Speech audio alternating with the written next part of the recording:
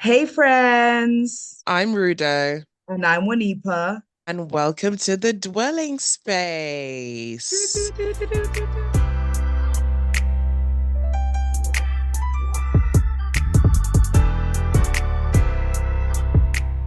Yes. Now, for the people who, again, this is a shout out to the YouTube crew. You might notice that, oh my gosh, the girls have no video today. Like, where are they? What happened Well, there? there's literally, but there's actually a very special reason why we do not have any video and why we won't have any video for the foreseeable future. Somebody was being very selfish, and I'm gonna give her the mic so she can tell you what she did to our sacred space, okay? What I did is that I extended the dwelling space beyond the comfort of our home in Abbeywood, and Hmm. I have moved to Perth, Australia for 6 months. So yeah, Whoa. yeah. So Like right now for Wanipa's me, out in the WA. yeah, the WA. Oh my gosh, WAN in the WA. Like, Yes. Oh, yes. that has to be on a t-shirt or something. Definitely some merch coming soon, guys. Watch this space. So yeah, But right now for me, we are approaching 9 p.m. and I think in the UK you're approaching 1 p.m. No? yes, it is 12:26 on this side of the world. Yes. And yeah, like how have you been finding like your first few days in Oz? Like what was it giving? Give us the tea. Aussie's very much giving like the UK but better vibes because the weather is sensational. Like, love Love the that. scenery, loving the trees. Went on a lovely nature walk today. I went to Mm. a church as well, which was really cool. But I just wish that I could be here with all my fave people. That's the only downside right now. Is like I wish I could just bring all the homegirls and homeboys and like we start a fresh life in Perth, you know? No, literally. I feel like I'm speaking personally, I'm struggling. Um, I'm trying to be strong for my family and hold it together, but Wanipa is definitely missed. But I'll be coming out to those sides to see her in a few months, which will be good. Yes. How many days do we have on the countdown? 73 days and 23 hours. No, exactly. So it won't be too long. Um, Yes. yes, of course I miss my girl. Like when I said I wish I could bring my homegirls and homeboys, I meant Rudo. Sorry to the rest of you. No kidding. Love you all. Miss you. But yes, Wadipa's up in Perth, so you're not gonna get any video from us soon. But you know what? When I come round, you might get a special video. Or We might two. record. Yes, we might even bulk record, like, since we are Come content on. creators, Like give the people what they want. like the people Like are gagging for visual. they're dying for it. All Meanwhile, 23 subscribers are feeling it. and none of them asked.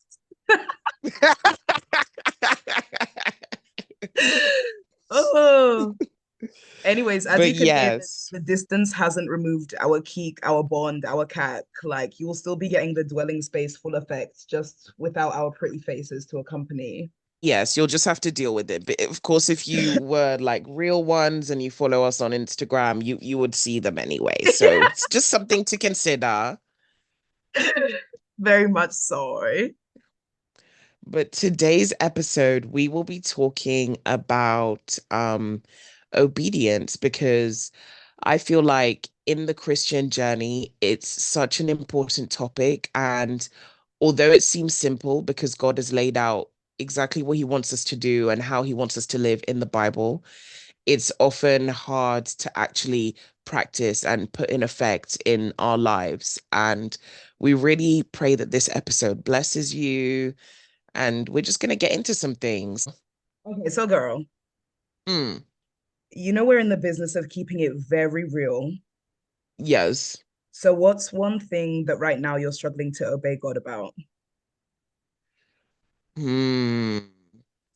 What's one thing I'm struggling to obey God about? I think that keeping it very real, and I hate to put myself on blast, but it has to be done. Um, One thing that I'm really struggling to obey God about is abstinence because it's something that, like I mentioned in the Valentine's Day episode, abstinence is something that I'm trying to work towards. It's something that I am working towards. However, it's really difficult because, like I mentioned before, Kamsi and I, when we first met, we weren't really like in our word or like practicing Christians in the sense of like going to church every week.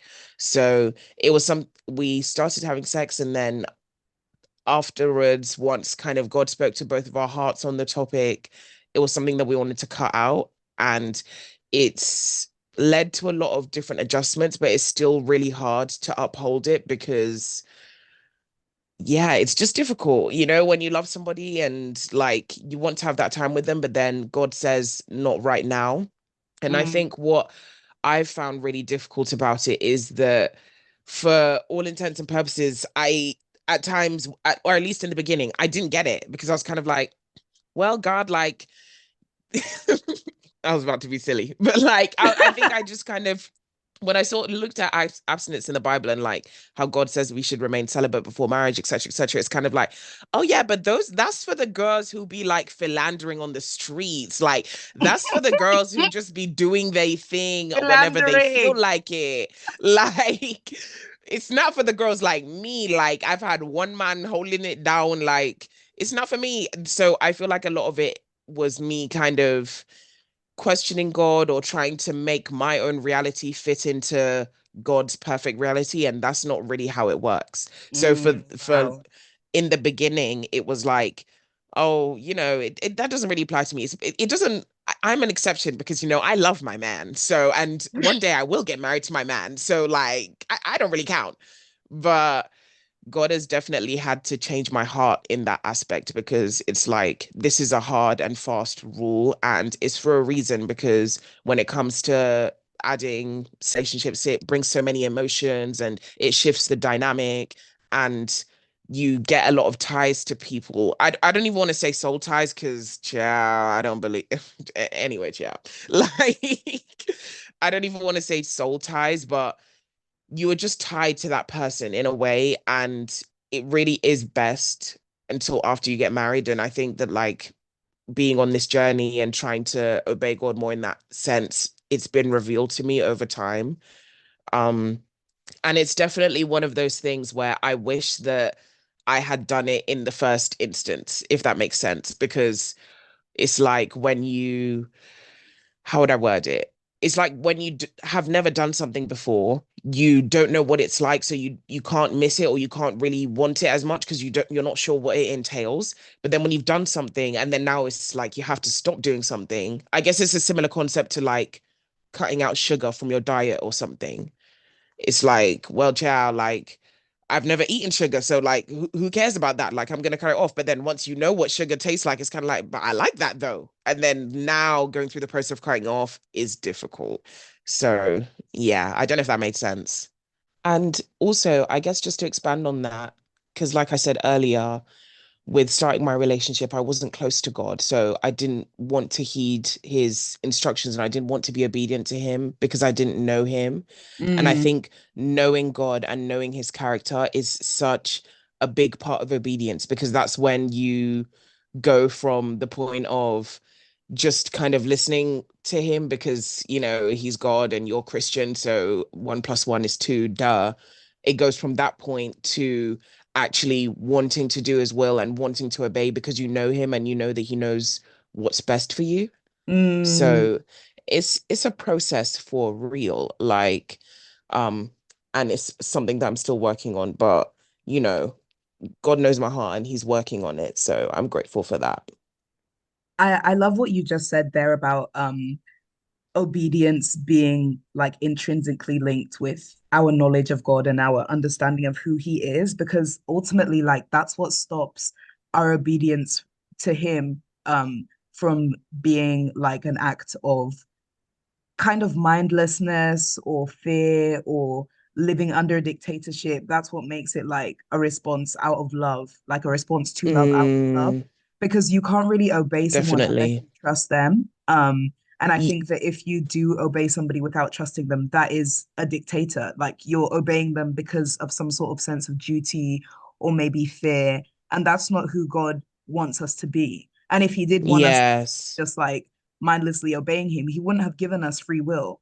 He wouldn't have said, I would rather these people had the option to not love me but choose to do it anyway, and have the option to not follow me and choose to do it anyway, than to just have us do Mm, what he wants. And I think yeah. also on that,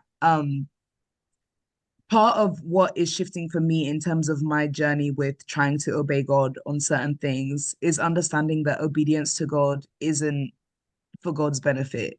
Like we're not doing Mm, God any favors by listening to his instructions. Like it's for our benefit. His instructions are for our benefit. And when we obey, we're improving ourselves, we're bettering ourselves. It's kind of like imagine if you're looking after a little kid and then you tell them not to touch the stove. Like, is telling them not to touch the stove in your best interest or in theirs? Like, it's to stop them from hurting themselves.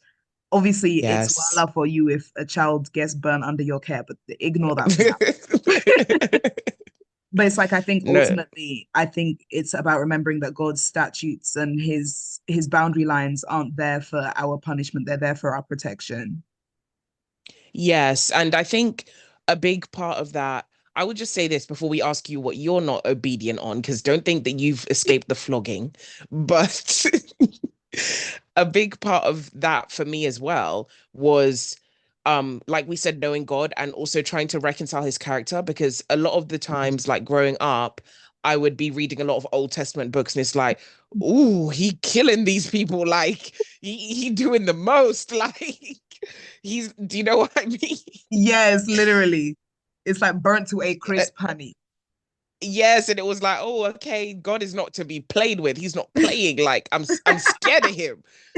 But it wasn't until like, reading the Bible in its full entirety, not in its full entirety, because I haven't read every single page of the Bible, but like within the full context and like seeing how everything that God did, even when we don't really understand it, it was for a greater purpose. And ultimately it Mm. was pointing to Jesus. And I just think making that switch in my head, that's when I was kind of like, okay, like he's not a dictator, like he's not out to get me. But I think when I was reading the what was going on with the Israelites, I was like, ooh, like let me obey, honey, because I'm not gonna be caught up in no mess. Like, No, for real. It's like you know what story still gets me, and I'll be real, y'all. I'm still on my faith journey, but this one is gonna take a minute for me to understand. But you know when them guys were carrying the Ark of the Covenant, and like the instruction was that yes, like human beings shouldn't touch it, and then like so they were carrying it on these poles, these four guys, and then like one of them felt like the ark was gonna fall on the ground, so he reached his hand out to steady it, and he instantly got bun up. yeah. When you read things like that, it's like, oh, okay, It's like, oh, mm, that's not oh, uh, ooh. in the sense Trust and that obey, for for there's there's no no other other way way. to be alive in No, Jesus than to genuinely, genuinely, passages like that, I'm just like, God. But you know what that also tells me is that Mm, sometimes we don't get the privilege of seeing the rewards of obedience or the purpose of our obedience, because I think wow. that it's such a privilege and a blessing that in your journey with celibacy God has revealed to you why for you personally celibacy is what you should be doing and why he instructs us in that way. But sometimes God will ask us to do something and it's kind of like there doesn't seem to be any rhyme or reason. It's kind of like, I'm asking you to do this, step out on faith, just trust me. And sometimes that's the Mm, only instruction that we'll get. Or it'll just be kind of like, I'm asking you to do this because I'm God and I know best. And on in our lifetime, we might not see why that was. We might not ever. mm, Bible says, "For my thoughts are not your thoughts, neither are my ways your ways." Like my thoughts are higher than your thoughts, and my ways higher than your ways. And sometimes you just have to charge it to the game and say, you know what? I don't want to find out what would happen if I don't obey. Sorry to that man carrying the ark, you know. Um, mm, mm. so I think that And that's a tough pill to swallow for me. It is for sure. And I feel like because right now I'm reading this book by Rick Warren, I think his name is. It's called A Purpose-Filled Life. And it's a Christian book Mm, just talking about how God gives our lives purpose and just things along those lines. And he had this quote in it that said, what did it say? Give me a quick second. It said that obedience unlocks understanding. So it's in the sense that, like, what you were saying about how God might give us something to do. We might not necessarily understand it, but then, and we may not ever see it. But in the moments when we do see why God asked us to do that, it only comes after the fact. mm, So it's not often where it's kind of like God kind of sits you down. It's like, you should do this because of XYZ. And then you do it and then it all goes through. It's usually the other way around where you have to step out, follow God. And then when you look at the situation in hindsight, then right. you can be like, oh, that's why. And it reminded me of when we were younger. I remember, and I'm sure a lot of African kids can relate to this. I know you can relate to this, wanipa, about how when I was younger, mama wanted a good sleepover. Like, I wanted to Oh have a sleepover with yes, somebody honey. that was not my cousin or my family Yeah. friend. Like, I wanted to have a sleepover and not have to eat sadza and like wash Like I wanted them dishes. white Like, girls to braid my hair, chill. yes, and every time I would ask for a sleepover, my mom would be like, point blank, period, no. And back then I was like, oh, she's so nasty and so rude. Mm, But then, like, I was like, oh, I do not like this lady. But, but then as I've grown older, and like you hear these things about like um kids potentially like getting abused or assaulted when they sleep at other people's houses, and you never know what goes on at people's houses. And even just things as trivial as, like, you'll go on TikTok and you'll see someone doing a cooking tutorial and the cat is all up on the counters and then they chopping on the counters, and it's like, oh, okay. And it's kind of like, you don't know what goes on in people's houses. And my mom right. had that foresight, and she stopped me from going Mm, to sleepovers to protect me. And perhaps nothing would have ever happened, but that protection was still there. And I can mm, only see that and acknowledge that going, like, looking back. And to be honest, sorry to my kids, you're not going to sleepovers either, baby. mm-mm, Like, baby, you sleeping in the home your mother paid for you. yes, like your friends can come here. I know they're safe here, but you're not Yes, going to no friends' houses. I promise that. I know I disinfect my surfaces. Yes, so you and your little friends can come and chop it up in the home. Like, you're not leaving. So it just reminded me of like that little anecdote with, it's kind of like a parent and child, which is what God is to us. Mm. And you know what that also just made me think of? It's like sometimes I question, like, God, well, if this was the reason for it, why am I seeing this years later? Like, why didn't you just tell me at the time?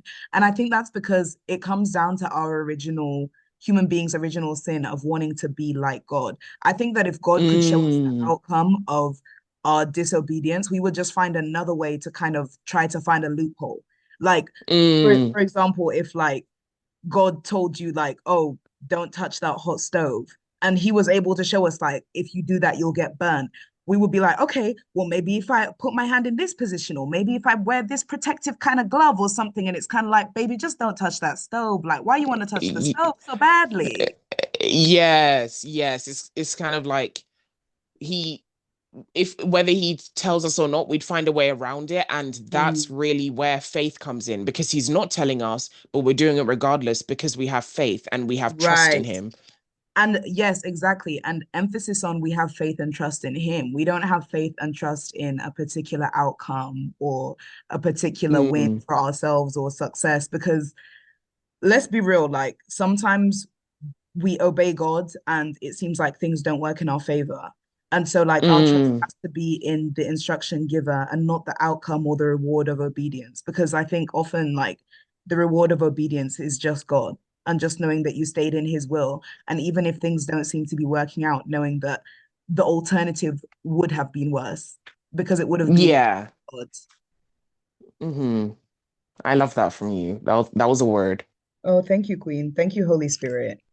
Amen. On that point of sometimes the reward of obedience is just God, I was thinking about something earlier as I was preparing for this episode, and it is a personal drag to myself. So if you don't want to feel dragged, please don't feel dragged in by any means. But if you do feel dragged, take it up with the Holy Spirit, not with me. So two things. Firstly, I think that like there's times where we're like asking God for something, like, should I go left or right? And God responds. And then we're kind of like, okay, let me do some further research. Like, for example, I'll be like, oh, like, God, like, should I be with this person? And then, like, God will give me a clear answer of no, or he'll show me who they are. Like, they'll show themselves, like, they'll do something which is kind of like, oh, baby, this is not the person for you. But it's kind of like, okay, let me go pray about it some more. So, firstly, I think like we need to be real with ourselves. Like, when we ask God for an answer, like, if he gives it to us, it's kind of like, let's just obey the first time. And Mm, secondly, I think that when we do obey God, sometimes maybe after two, three times of him repeating his answer to us, I think we can kind of like pat ourselves on the back or feel like we've done something super impressive. And that's not to say that I don't think that God is proud of us and like happy with us when we do his will. But I think sometimes we need to understand that like I was saying earlier, our obedience isn't a favor to God. And I came across this mm. passage in Luke 17, 7 to 10. And it was, when Jesus said something that's very damning, and it's kind of like, oh, Jesus, I thought we were And I thought we were cool. like, what happened? But Luke Come on. Luke 17:7, it says, suppose one of you has a servant plowing or looking after the sheep. Will he say to the servant when he comes in from the field, come along now, sit down to eat? Won't he rather say, prepare my supper, get yourself ready and wait on me while I eat and drink. After that, you may eat or drink. Will he thank the servant because he did what he was told to do? So you also, when you've done everything you were told to do, should say, we are unworthy servants, we've only done our duty. Now, I think that this is Jesus really just not mincing his words because we're unworthy servants, we've only done our duty is a tad strong. But Mm. I think that in this passage, God is trying to highlight to us, like, listen, don't like when I'm asking you to do the basics, like keep the commandments, love your neighbor and stuff like that. Don't be like, oh God, see how hard I love my neighbor today. Like, won't you give me a little something, something for my troubles? Like, oh God, I didn't steal today. I didn't murder anybody yesterday. Ooh, I'm too good. Per. It's kind of like, well, you just did what you were supposed to do. Like, Yeah, congrats. yeah, exactly. And I think sometimes we need to humble ourselves and realize that like we're not God. Like as much as God is relational and is our friend and is genuinely a loving father who wants what's best for us, we need to remember like, this guy created the universe. Like, let's just No, remember, literally. like, Facts. And even on that point, like it reminds me of the verse, I think it's sometime in the New Testament. Paul says that, I can't boast in my salvation because mm, I'm not worthy. And it reminds me of that because everything that is good in our character comes from God, period. yeah, Like yeah, Jesus is it, it says in the Bible that Jesus is the way, the truth, and the light, and through him all good things and blessings flow. So, and I even think of that in the sense of when I look at my friends around me who may not be Christian, whether or not they're Christian, the generosity that they have, the kindness that they extend to me, I know that that comes from God. So yeah, even when we definitely. us I sort of set up and kind of purr, I didn't murder and da da da da. It's kind of like, yeah, babe, it's because the Holy Spirit's in you. Mm, Do you know what I word, mean? It's word, word, word. it, Seriously, good it, points. it comes from him. So it's kind of like, and as much as, and this isn't to say, like you said, oh, God's not proud of us. He doesn't delight in us, all of these things, because when we do his will, he does delight in us. He's happy with us. But at the same time, there needs to be a balance, a balance. Yes, You know what I mean? I love that. So it's kind of like the power to obey the will of God comes from God Himself. So when you pat yourself on the Mm. back for obeying Him, it's kind of like, shout out to God, man. Like God did, you know? Yes, exactly. And it's even like we do this, like we've done it in every single episode. Like when either of us say a good point, we're kind of like, oh, love that point, girl. And it's kind of like, yeah, thanks, Holy Spirit. Because I didn't say that. Like God said that. Like, No, because genuinely. if it was up to me, what I said on the podcast, just know I'd be like, oh, child, Love is Blind season 6, honey. Like, can No, you believe? genuine. Like, if it Not was too up to much me on what Love I is said on Blind. this mic, no, but like if it was up to me what I said on this mic, oh, we don't even know what would come out of my mouth. Like, Child, the Bible says our righteousness is as filthy rags, honey. That's what would come out, baby. yes, Filthy rags. yes, exactly. So I think that's really important to remember as well. But before we even get ahead of ourselves, you didn't mention what you're struggling to obey on. You tried to cut and dip and shuck and jive. And here I am. You caught me like a rat on the highway. Child. Okay. Let me be so real since my good sis here kept it so real as well. I think that Mhm. one thing I'm struggling to obey God on is my singleness. No surprises there. Anyone Mm, who knows me, this is like number one topic in my life. Because mm, if I'm keeping it a buck 50, as I do mm. have to do in honor to our listeners, God gave me an Yes. instruction regarding my singleness like early last year. And after I Mm. was kind of done obeying, the thing is, I obeyed immediately, but then I kind Yes. of stopped obeying without hearing a further instruction that I could stop.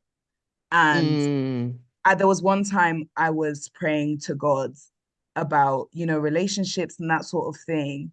And I think it came from a sermon and it was just talking about yielding to the will of God. And I said to God, like, so as pertains to relationships, like you want me to go ahead or like you want me to yield? And I heard so clearly in my mm, head, yield, like a clear, unequivocal instruction. And it's just like mm, I was saying earlier, sometimes we hear an instruction clearly from God, but it's like we want to do further research. So mm, I was all good in that and I was resting in that. And honestly, I remember distinctly the weeks that followed, I felt so happy and content in my relationship with God because it was like, okay, I don't have all the answers. I don't know why a good man isn't knocking at my door, but at least I know that God is telling me that now is not the time for whatever reason. And I mm, was content mm. and happy to obey that. Fast forward maybe 2 months, and Okay, you I, got a good 8 weeks. yes, it was a good stretch of obedience. Yes. God's kind Also, of listening to this like, sort of no. kinda. And the thing is, I have to admit, like, let me not take any of the credit for even the little that I did obey, because that was greatly aided by the fact it was nobody on my radar. Like, Mm. it was easy not to move to anyone when there was no one to move to, or vice versa, you Mm. know? Um, Mhm. and then fast forward to around May, June time. I can say this confidently, knowing that the person in question won't be listening. Oh. Fast forward, fast forward to around May time. I met somebody who I thought was so good that they warranted my disobedience. I thought they were so good Wow. that they surely had to usurp God's instruction to me, because this person was just Wow. a good man of God, like somebody who Mm, I genuinely thought like this person would be a great father to my children. This is somebody that I would feel comfortable submitting to because I know that he submitted to the will of God. And mm, I just went ahead like and I wanted to pursue things. It didn't work out for various reasons, child. But I mm, feel like after that experience, even though I inquired God about this specific person as well, and his answer to me again was, that person is a good person, but I told you not right now. And I need you to work on mm, me. And I was like, okay, I let that person go. But I feel like after that, I just kind of went back into kind of actively or passively dating, whatever you want to call it, and never returned back to that original instruction to yield, even though in mm, my heart of hearts, I know it should still stand. It's kind of like, mm, and I know we're going to touch on this passage a little bit later, but in Genesis 22, when Abraham was sent up to the top of the mountain to kill Isaac, his knife was literally drawn. He didn't actually like stop himself from going ahead with God's instruction of killing Isaac until he heard his name called again. And it's like, mhm. that reminds me, like, you have to keep listening out for God's instructions. And until God gives you the next instruction, know that the first one still stands. And so Wow. I, in my heart of hearts, my deep, deep heart of hearts, I know that I've been afraid to go and consult God on that again. because I feel that his answer might be the same. And I'm afraid of what I'll do if it is, because I think being like a young woman who's still single in the church, being black, approaching 25, which for some reason feels like a significant age, even though people like to remind me that I'm still young, it feels like if I Hmm. don't take matters into my own hands with dating, life is going to pass me by and suddenly I'll be XYZ age and it'll be too late for me to have kids and all these kind of stuffs. Like I start to catastrophize, but I need to remember like God knows best, his timing is best, and ultimately staying in his will is the safest place to be. Um, Mm. but it's hard. It's really, really hard. It is hard. And thank you for being vulnerable with that. I think with what you said, two things stuck out to me. Number one, with you saying like sometimes you find yourself catastrophizing and thinking of worst case scenarios. When you mentioned Abraham, it took me back to earlier in Genesis when there was the whole situation with Sarah, Hagar, and Abraham. And Mm-hmm. um if people who are not aware of that story, essentially God had told Abraham that he was going to be the father of many nations. But at this point, he was over 90, and so was his wife. So he was in his head, was kind of thinking, how is this even going to be possible? Mm, Then he had a maid servant called Hagar, and Sarah and kind of concocted this plan that Hagar should sleep with Abraham, and then Hagar then gave birth to Ishmael. And mm, despite Sarah being the mastermind of it all, she then kind of got a little bit jealous and like sent Hagar away. And this all happened in the beginning. Obviously, later on, we know that God then blesses them with Isaac. But it goes to show that God knew what he was doing in terms of mm, he knew that Isaac was going to come by hook or by crook. And Sarah and Abraham taking things into their own hands was just kind of, it wasn't the right thing to do because God had the plan already laid out for them. mm, However, even though they did that, it was still, God still found it in him to bless them. God still like fulfilled his promise to Abraham that said he would be the father of many nations. And even though there mm, was that little chink and that little like bit of disobedience there, so I feel like it's important to note that one, when it feels like we should be taking matters into our own hands, God has the plan laid out for us already. And before we go that far, we should remember that. But mm, two, even if we backslide and like make mistakes or disobey him in any way, God still has that love for us and that care for mm, us that he can still transform our situations for our good. And it reminds me of this Bible study that I was doing earlier this week on Galatians, where the pastor who was breaking it down said that God's blessings are not contingent on our mistakes. They're based mm, on his character. So regardless of whether like we've made mistakes in the past or we've disobeyed God and we're trying to make it right, it's important to remember that like he's still going to be there to work it all out because that's just who he is. Not mm, because you even have some special favor over your life or you're just so amazing or you're a good Christian, so he's going to make sure things work out well. It's just because of who he is. And mm. so that reminds me of that. And I think also in terms of you saying that you're still young and stuff, it's crazy though, because like obviously we're the same age, but it doesn't feel that way. Do you know what I mean? Yeah, Like it's a lot of the times I know 24 when I say like, oh, I'm 24, I want this, I want that. People are like, you have so much time left in your life. And it's kind of like, but do I? Because, if I need to hustle X amount of years, so then I can do this in right, X amount of years and I can have right. kids in X amount of years. And it really doesn't feel like that most of the time, which is, I think, kind of hard to grapple with. No, for sure. Like I say jokingly, but also truthfully, like leading up to my 24th birthday, I had like a quarter life crisis because I was just kind of like, oh girl, another birthday with no man. Like, what is this, Mm, honey? But again, it comes down to God's timing and his ultimate purpose for our lives. Like nobody ever got a better outcome than what God had in store by rushing ahead of his timing. Do you know what I mean? Like, mm, and I would mm. hate to kind of settle for my own best instead of waiting for God's best because you don't even know what that feel Yes, like, you know? that is so true. But thank you so much for that encouragement, like with the Abraham and Hagar situation, because ultimately, like, as much as I feel that I'm gaining a greater understanding of the character of God, sometimes I do feel like, oh my gosh, maybe this is the reason things aren't working out because I'm not good enough, or like because I disobeyed, like maybe that delayed my timeline and stuff like that. But ultimately need to remember that like God's goodness just is like he is love. Like Mm, it's not love depending on like how good I am to him, you know? hmm and that's something that like probably we could make a whole other episode on, but Mm, it's hard to come to terms with that, especially when you've speaking personally grown up in a faith where or a denomination where it's kind of very like you do you do this and then you get out with this, like you're good here and then yes, you'll get good here. Do you know what I mean?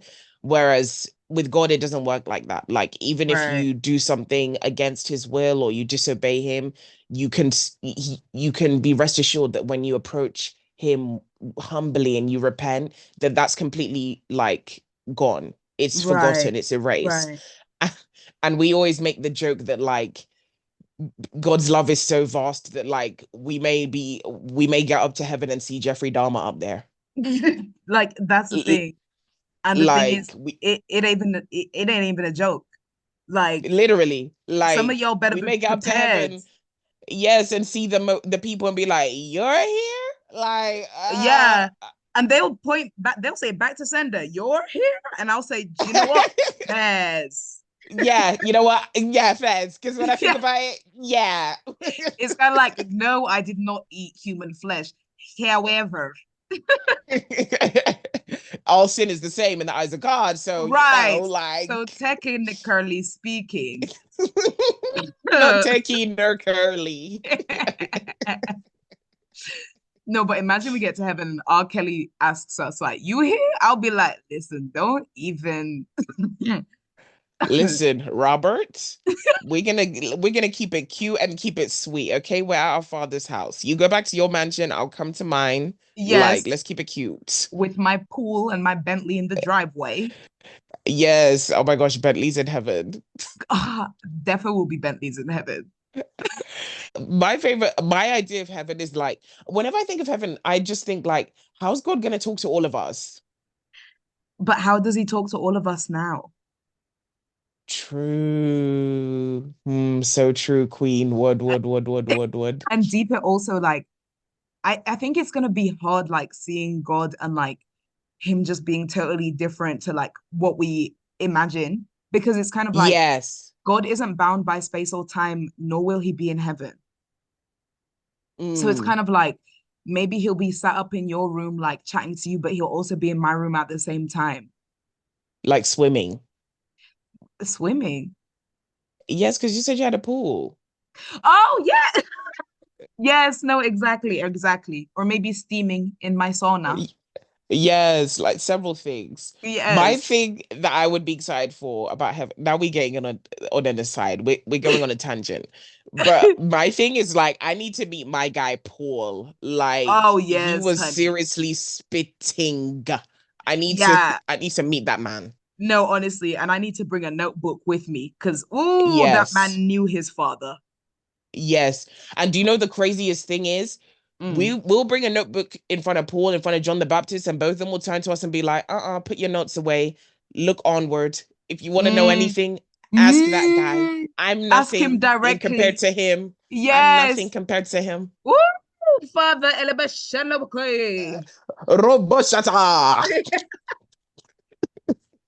No, isn't We that are so crazy? silly. No, genuinely, like the Literally. silliest. Like we'll go to Paul, be asking him like stuff that he knows about God. And it's kind of like, go ask him yourself, bro. My head would just bust. Literally, like, My head gosh, would we'll be just approaching spin. the throne boldly. Like very Like, boldly, like directly, like it's crazy, guy. anyway, before we lose all our Nigerian listeners. Yes, please stay with us. So, Wanipa had mentioned earlier about Genesis 22. And for those of you guys who don't know the story, this is when Abraham was told by God to climb Mount Moriah and sacrifice his son Isaac. And this is, of course, the same Isaac that he had done all that mess with Hagar with, and Ishmael, and God had in the end given them Isaac still, and God knew how much Abraham really loved his son, and still in that he asked him to sacrifice him. And I just think there's so many beautiful things about this story, because we've been studying in our church and like with small groups recently. And I feel like one thing that stood out to me when I was talking about it yesterday was that there was a sort of preparedness that Abraham had, sorry, when God asked him to sacrifice Isaac. So when God called on him, he said, "Here I am." Like it was almost like he was ready and willing and like sort of expectant to hear from God. And Mm. even after he heard what God was tasking him to do, which is something like completely ridiculous. Well, not ridiculous, but do you know what I mean? It's kind of like, you literally promised me to be the father of many nations. You gave me this son. Now you asking me to kill him. It's kind of like, huh? And not only But that, but just like, sorry, I was just gonna say, not only that, but at the time, child sacrifice was only something that pagans did. So to get that kind of request from yes, God, it was kind of like, firstly, this is not what we do, and secondly, why Isaac? You know? yes, yes. But despite that, he was prepared. Like it says in verse 3 of chapter 22 that like he woke up early in the morning. Like he got himself ready. He was kind of like, if this is what God is asking me to do, then let me just go and do it. And I feel Mm. like that speaks to one, it speaks to what our heart posture is when we're receiving these instructions from God. So when God is asking us to do something, are we ready and we want to hear from him and we're ready to execute what he wants us to do, or are we kind of hesitant and falling back and like being groggy about it? Because I know that personally I'd be waking up late and I'd be late like doing things that I love, like hanging out with my friends. So like when it comes to like waking up to go and kill my firstborn son, it's like, you know what? If I wake up at 5 p.m. and we're gonna have to postpone to tomorrow, like don't ask any questions. Do you know what I Mm. mean? Well, I was just thinking there was one time when we were recording Let God Pod, and Yeah. Iomfe said that delayed obedience is disobedience. The way my jaw dropped, my heart was so Wow. arrested, because I Mm, think also when God gives us instructions, we never know how divinely important the timing of our obedience is for like God's purpose to be fulfilled as well. And so it's kind of like, mm, you never know, like God could ask you to do something and you and ah over it and you do your own further research and you keep praying about it even though the instruction is clear. You finally decide to obey a year later and it's kind of like, but the things that I was positioning and lining up didn't line up in the same way anymore, you know? mm. That's such a good point. Like when God asks us to do something, it's not only because he knows that it's best for us, he knows that it's best for us in that time, like in that Yes. season of our lives or where we're at right now. Or for So somebody us, else at that time as well. oh yes, I love that point, because you don't know the kind of blessing or the kind of impact that you could have on another person through obeying Mm-hmm. God's will. Mm-hmm. And I think something else that like stuck out to me when thinking about that story in Genesis was about how, it doesn't say anywhere that Abraham was hesitant, which the many times I've read this story, I've kind of been like, okay, weird. I wonder why that is. Like, maybe Abraham was kind of like having some beef with Isaac. He wasn't feeling him at that time. So he was like, you know what? Let's go to the You know what? mountain. Yeah, you know what, baby? You didn't wash the plates last night. So you know what? We are going to the mountain. And I actually like this idea. But when I was watching this video on YouTube just about how like God is our provider, a sermon, the guy mentioned Hebrews chapter 11, verse 19. And it Mm. said that even though no, okay, yeah. I'll stop from verse 17 and go to verse 19. By faith, Abraham, when God tested him, offered Isaac as a sacrifice. He who had embraced the promises was about to sacrifice his one and only son. even though God had said to him, it is through Isaac that your offspring will be reckoned. So God had told him that like through Isaac, that's how you'll be the father of many nations, but he was still ready to sacrifice. And verse 19, which is what I wanted to touch on, was that Abraham reasoned that God could even raise the dead. So, in a manner of speaking, he did receive Isaac back from death. But Okay. I think what stuck out with for me with verse 19 was that Abraham reasoned that God would be able to do the impossible because he'd Mm, seen God move mountains and work miracles in his life in the past. He mm, had that sort of faith by confidence that, in the past, I've stepped out on faith. God has delivered. So, in this situation, even if it comes to the point of God raising Isaac back from the dead, he would do that just so his promise to me would be fulfilled because God's not a promise breaker, he's a promise maker. And mm, I feel like that reckless faith and that reckless trust in God is something that I really admire from Abraham because he's one of those people. I think a lot of like the main figures in the Bible, like Abraham, Moses, they had so many instances where God really came through for them. And they could look back on that and they could be like, okay, you know what? God came through here and I know he's going to come through again.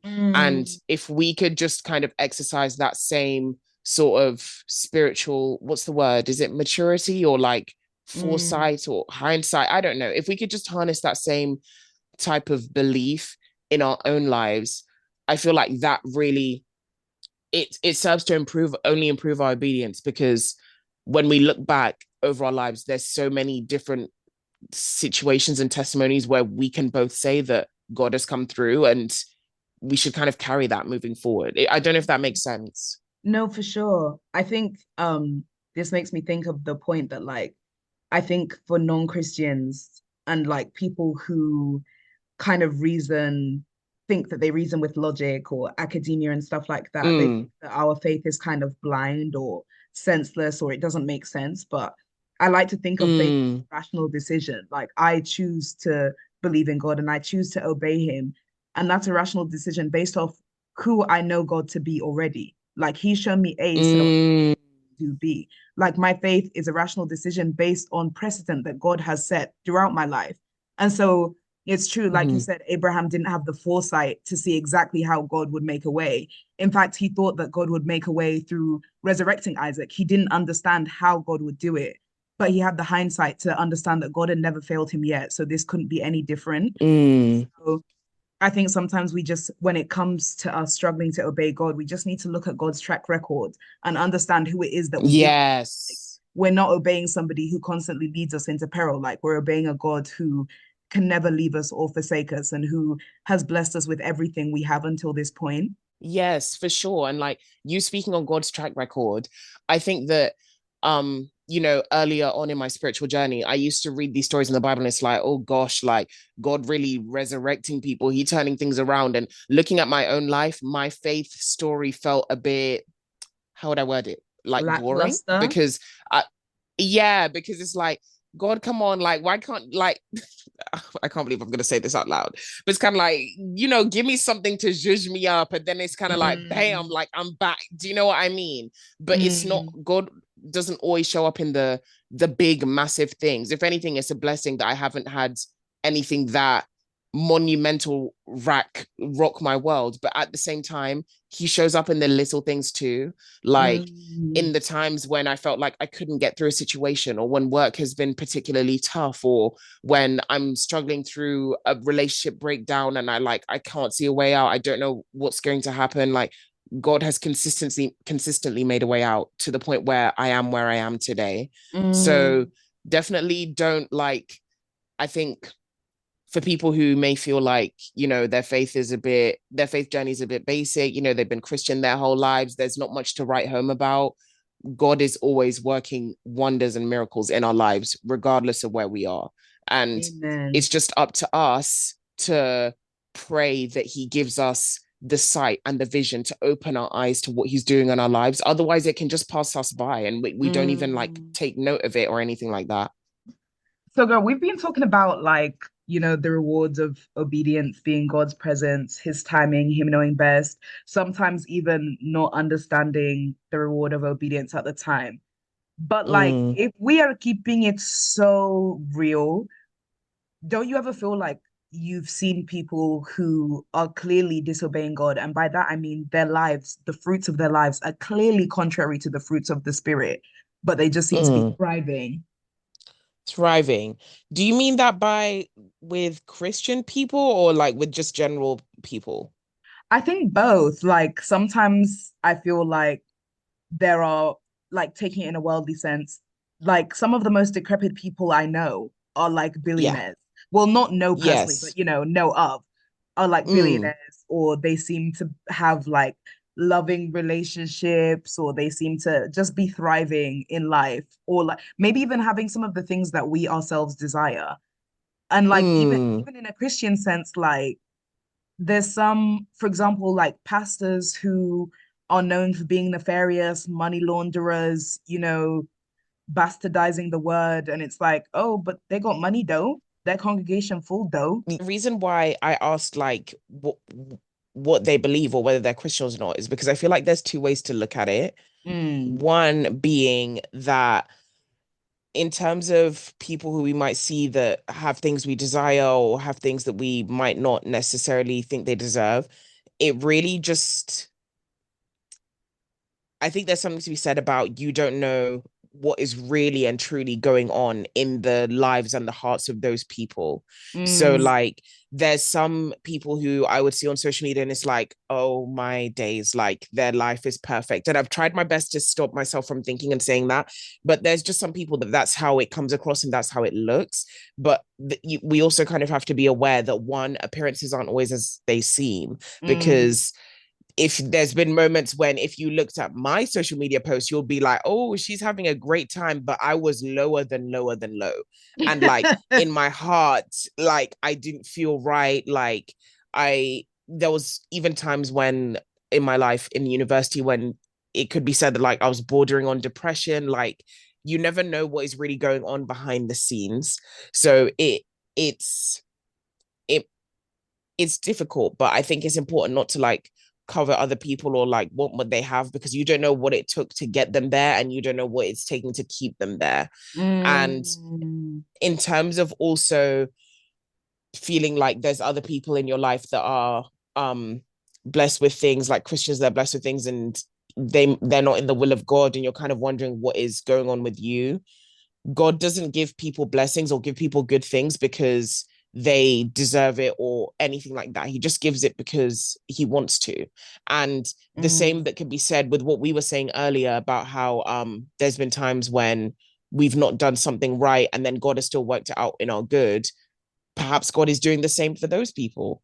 And mm, like you never really know. And I think that's what's so hard about it because it's because you don't know you're left to like think and ponder and come up with your own conclusions, but I think the best like call to action is just to kind of focus on your own path and your own race and knowing that like there's nothing that can replace or there's nothing that can substitute knowing that you're right with God and knowing that you're doing things his way. And whether that mm, means that like you might not have the job that you want or the relationship that you want or etc., there's a piece that comes with that that is just undeniable. And like it says in Matthew, I believe. If it's not Matthew, I'm about to show myself. But how it says like seek first the kingdom of God and the other things will be added onto you. So yes, it's yes, do you know what I mean? But it is really hard, especially when you see for me, it's not even like famous people. I'll see people in my own life and it's kind of like I know you're not Christian. I know that you're not like living life the way you should, but like you're so like rich and like you have so much right. that like I would want. But then I guess also it depends what you define as richness or what you define as success. That also plays a part into it as well. But Mm. I don't know. I kind of answered that in a roundabout way, but it's tough, y'all. No, literally. And I think that was such a beautiful answer though, girl. Like, and I think it's so true. Like, you firstly, appearances aren't everything. Like, people could seem to have all the material things, but it's like they're lonely, or like they could have a relationship, but you don't know what's going on, like behind the scenes. I also think Mm, the other thing to remember is like, yeah, exactly what you said, that God doesn't operate on a principle of desert, like what we deserve. Otherwise, none of us would have anything. And so it is mm. kind of hypocritical for us to point the finger and be like, how come they get XYZ, when some people could be looking at us and be like, well, how does she get XYZ? Because, we've all fallen short of the glory Yes. of God. And I think also it's important to remember that, like, God can bless us, but also there are other forces at play here. And I think that the devil Mm, does have the ability to give at least the illusion of power and the illusion of success. Like, I don't believe that the devil can like bless anybody the way God blesses them, because God's blessings are, eternal, they're true, they're deep and everlasting. But I think certainly that the devil can give the appearance, or, short-term worldly type of success, or shallow type of success to people, which probably isn't the sort of thing that we should be looking up at. Like nefarious people who have lots and lots of money, it's kind of like we shouldn't aspire to be like them just because they have money, because those riches might not have come from God. I was just going to say as well, like, it reminded me of this verse, Psalms 37 verse 1, and it says, don't fret because of those who are evil, or be envious of those who do wrong, for like the grass they will soon wither, like green plants they'll soon die away. And I think like sometimes wow. we can be The so Bible is really alive and active, though. Like, no, literally, how you find a like, verse speaking to exactly what we're speaking on? no, literally, like, God is so intelligent. No, Like, literally. in Psalms 37, verse 16, wow, it says, better the little that the righteous have than the wealth of many wicked. For the power of the wicked will be broken, but the Lord upholds the righteous. Wow. Wow. I Let love me actually that. just keep reading. Sorry, child. God is too good. Verse 18, the blameless spend their days under the Lord's care, and their inheritance will endure forever. In times of disaster, they Wow. will not wither. In days of famine, they'll enjoy plenty. And I think this is speaking to the fact that, yes, evil people in the world might have seem to have, everything. They might even seem to have the things that you want the most in the world, but their wealth isn't eternal, because our Mm, eternal wealth is in heaven. Our treasures are stored up in heaven. The wealth that they have is temporary and meaningless. And in the grand scheme of things, when you compare eternity with the Father to the may at best 100 years that we get on this earth, it's like I know which one I'm gonna mm, choose every time, every time. literally. And actually speaking on that, like when you've just read those verses, I thought of three things. And I'm praying that by the time I've broken down the second one, I don't forget the third, because I know what I'm like. But the first thing, in terms of like the riches of the wicked being temporary, I work in okay, let me say this. Before I was trying to be coy, yeah, doing all my I'm a civil servant acts. I'm a prison officer. So I work with prisoners. Proud of you, So Queen. let me just no, no, no. I wasn't even trying to hide it to be shameful, but I was just thinking, like, what if a prisoner finds my podcast? Too late. Yeah. But anyway, so I work with the prisoners day in, day out. And I remember there was this one time when I had to sort out this prisoner's property because very long story short, but regardless, I was sorting out his property, seeing what part of it needed to be stored and which part of it he was allowed to keep. And when I say sorting through this man's stuff in his cell, I have never in my life, except when I've been to like a department store like Selfridges or Harrods, I've never in my life been around that many designer items. Like Mm. I'm talking about like Louis, Prada, Gucci, Fendi, Daily Paper, like essentials, everything that you could think of that could be designer, even boxes, was in that cell. And I remember being like, first of all, why are you wearing Fendi in prison? But anyways, like, and second of all, I remember thinking that like, look at all of this. This is all like kind of the spoils of the proceeds. These were bought with the proceeds of crime, and he used the money from his escapades to buy all of this stuff, but now he's in prison, and what is it actually worth, or what does it mean? It doesn't Mm, mean anything. Do you know what I mean? mhm. And as much as he has all of the outfits on the outside to show that like he is that guy and he has money, etc., etc., how does that compare to the peace and, in this context, freedom that you can Right. feel? Do you know Wow. what I mean? Like, Wow. Wow. it's it's really incomparable. So that reminded me of that.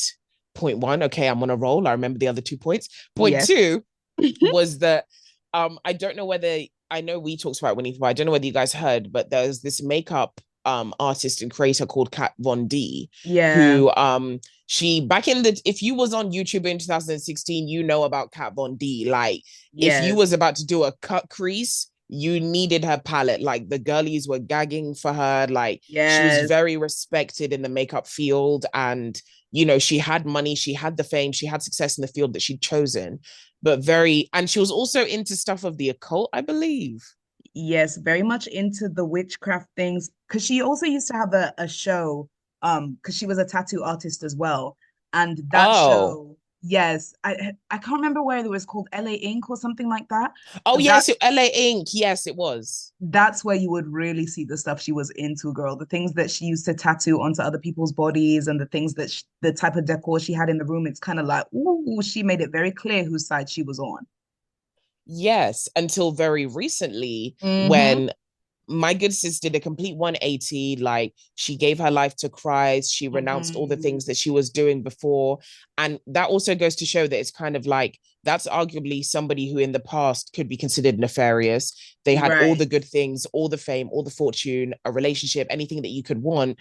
But then even she knew in her heart that that wasn't enough, and she was called to the Right. light, and we just thank God that she answered.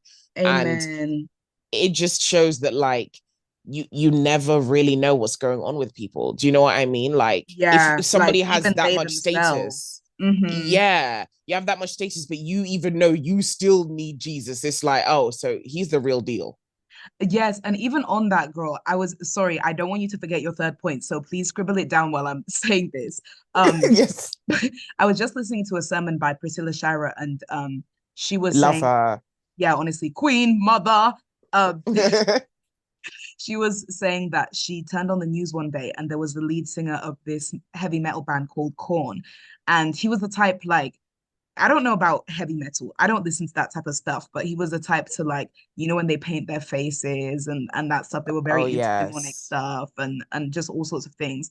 And he was on the news saying that he used to party, do drugs, all this type of thing. He had everything that you could want. He was on the cusp of signing his fifth record deal, which would have like earned him $20 million. And then wow, one night he was just kind of like on a binge of excess of everything, drugs, alcohol, like sleeping with loads of different women at the same time.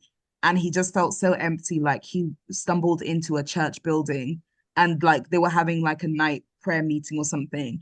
And they just prayed with him and held him. And he realized then that like everything he had was meaningless and that he had no choice but to like wow, surrender his life to Jesus. And he said that supernaturally his desire for fame, his desire for drugs, alcohol, all disappeared. And he was about to now sign this record deal. And this was after he'd come to Christ. And all four of his band members had signed it. His was the only name that was left off the contract. And he's the lead singer, so a really pivotal part of the group. Um, mm, he prayed, he was like, God, let me know what you want me to do here. And he opened his Bible and it landed on a passage where Jesus was calling the disciples and it said they dropped everything or they forsook everything and they followed Jesus. And he knew that wow. he had to give that up if he wanted to fully commit to following Jesus. And so I think it's so true. Like this life of like excess and abundance, it might seem like it affords you everything, but clearly, even from the horse's mouth, it doesn't give you the peace that surpasses understanding. It doesn't give you like Mm. the true deep spiritual richness and the true peace that like a relationship with Christ has. And so ultimately, I think if we ever find ourselves comparing to things that other people have, we need to remember who it is that we have and how surpassing that Oh is. yes, I love that. Remember who it is that we have. Amen. That is such a good point. And I think that it's it's I can speak to that personally because the times when I feel like I'm not right with God, when I haven't been reading my Bible, all things like that, I can't describe the amount of like unrest or kind of Yes. upset that I feel in my spirit when you just know that something is not right. Like you don't Yes. know what it is. On the surface, things are fine. Like, I'm chilling with my girl. I go on a date with my man. Work has not been that bad, but it's kind of like something is not right. And that's the Right. one fundamental piece that's missing. And even just Yes. speaking to this past week, because obviously this week Wanipa's gone to Australia, so I was already like gearing up for it to be, a treacherous week for me. But then, I've also been spending a lot of time in my word, not related to Wanipa going, but just in general. But like, I can't describe. I don't know what it is. I do know what it is. It's God, but like the peace that I felt this week, like the happiness, the Mm, joy, like being amen.